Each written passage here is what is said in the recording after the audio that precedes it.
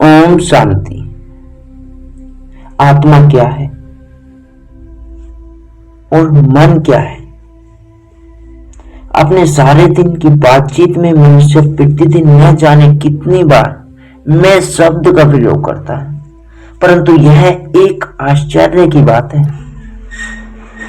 कि प्रतिदिन मैं और मेरा शब्द का अनेकों बार प्रयोग करने पर भी मनुष्य यथार्थ रूप में यह नहीं जानता कि मैं कहने वाली सत्ता का स्वरूप क्या है। अर्थात मैं शब्द जिस वस्तु का सूचक है वह क्या है। आज मनुष्य ने साइंस द्वारा बड़ी बड़ी शक्तिशाली चीजें तो बना डाली हैं, अनेक संसार की अनेक पहेलियों का उत्तर भी जान लिया है और वह अन्य अनेक जटिल समस्याओं का हल ढूंढ निकालने में खूब लगा हुआ है, परंतु मैं कहने वाला कौन है, इसके बारे में वह सत्य को नहीं जानता। इसके बारे में वह सत्य को नहीं जानता, अर्थात वह स्वयं को नहीं पहचानता। आज की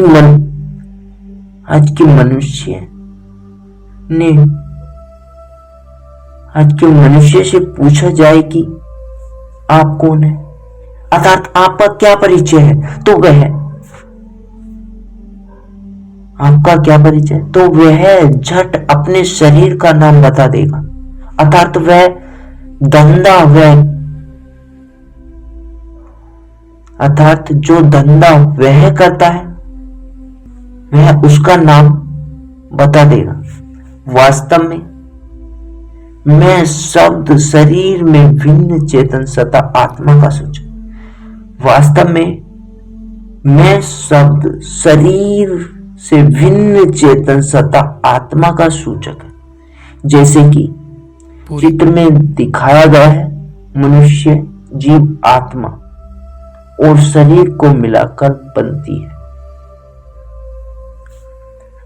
मनुष्य जीव आत्मा और शरीर को मिलाकर बनाता है।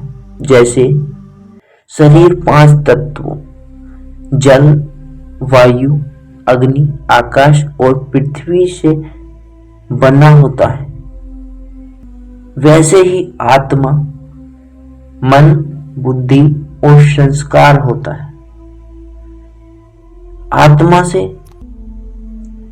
आत्मा में ही विचार, अनेक और निर्णय करने की शक्ति होती है तथा वह जैसे कर्म करता है उसी के अनुसार उसके संस्कार बनते हैं।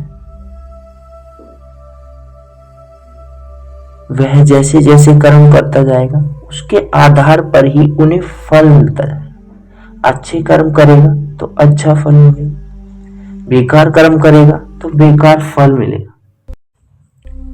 आत्मा एक चैतन्य एवं अविनाशी ज्योति बिंदु है जो कि मानव देह में भ्रकुटी में निवास करती है।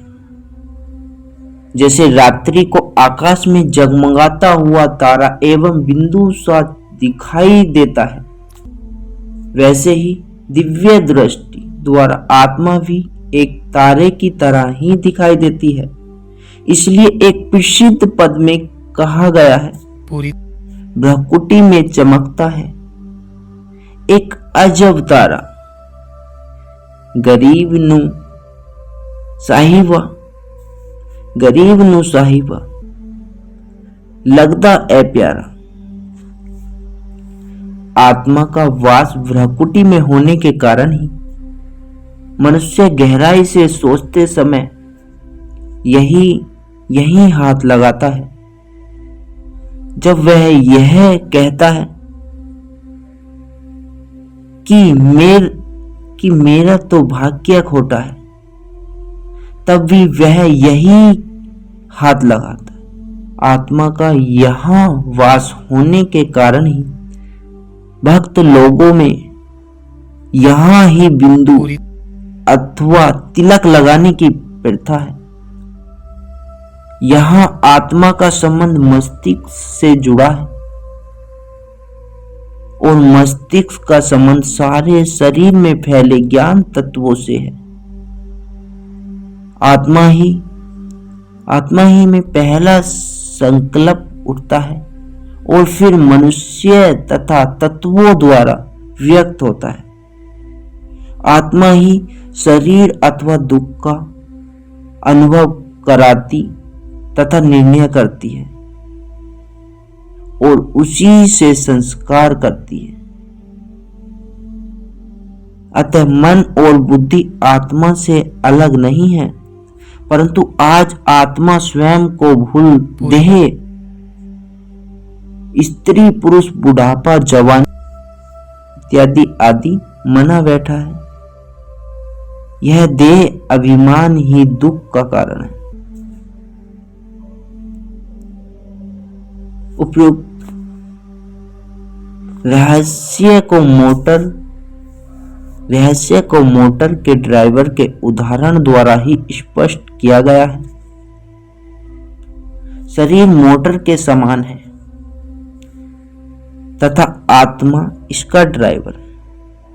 जो हमारा शरीर है वो एक मोटर के समान है और जो आत्मा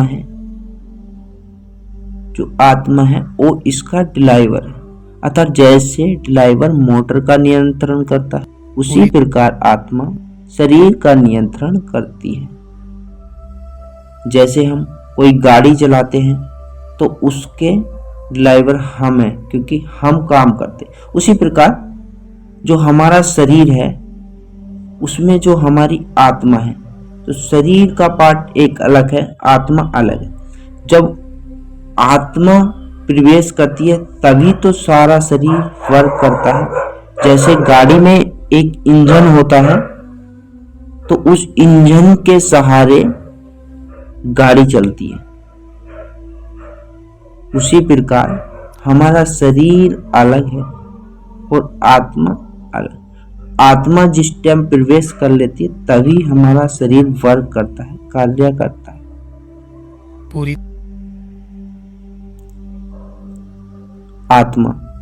आत्मा के बिना शरीर निपुण है। जैसे ड्राइवर के बिना मोटर। अतः परमपिता परमात्मा कहते हैं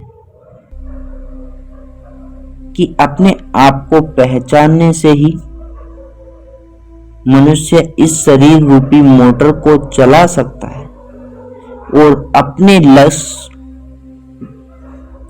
पर पहुंच सकता है।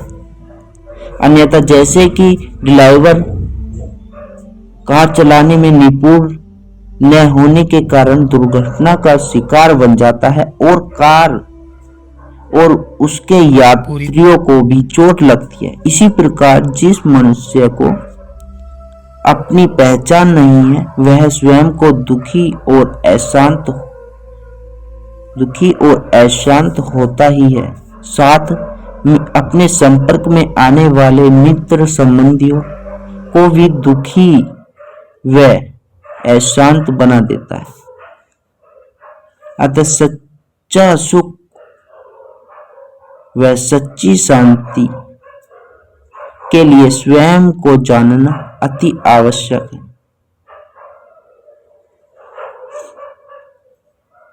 पाठ का पहला चैप्टर समाप्त। ओम शांति।